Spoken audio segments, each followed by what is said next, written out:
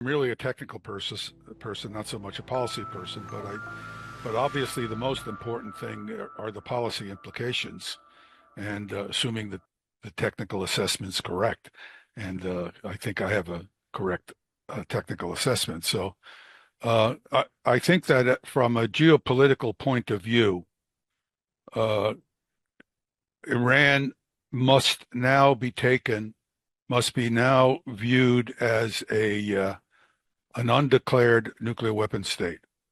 It's it we no longer have any ability to tell whether or not the Iranians are taking the 60% enriched uranium that they've already obtained and turned it into weapons grade material. And when I say weapons grade, I'm not talking 90% enriched. I'll describe this for your audience shortly.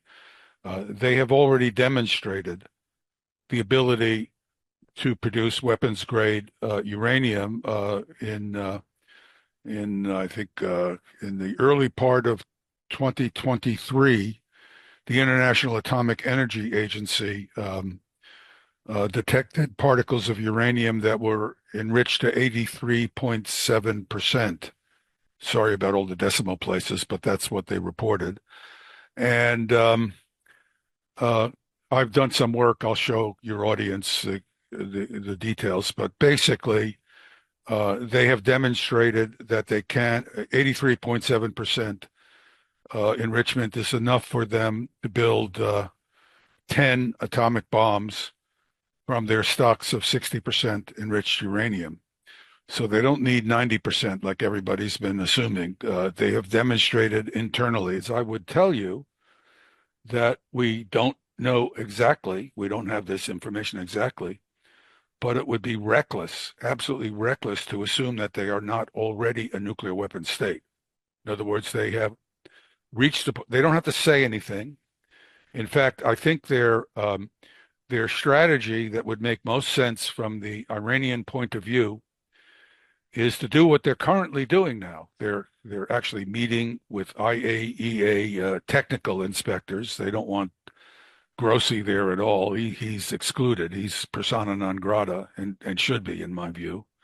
And because he has not he has not been an independent person. He has been collaborating with nations who have a nefarious interests in Iran. So we don't need to test the weapons. We can have them in a basement, and we don't declare that we're a weapon state. We say we can become a weapon state very quickly if you use this against us, if you force us. You say we are not a declared weapon state. We do not declare ourselves a weapon state. And you have play the same game the Israelis are playing. That's what I would recommend as the policy that Iran would take if I were your a policy tech/technical advisor to the Iranian leadership, because I'd say we really do need a capacity to respond if these guys continue the way they're going.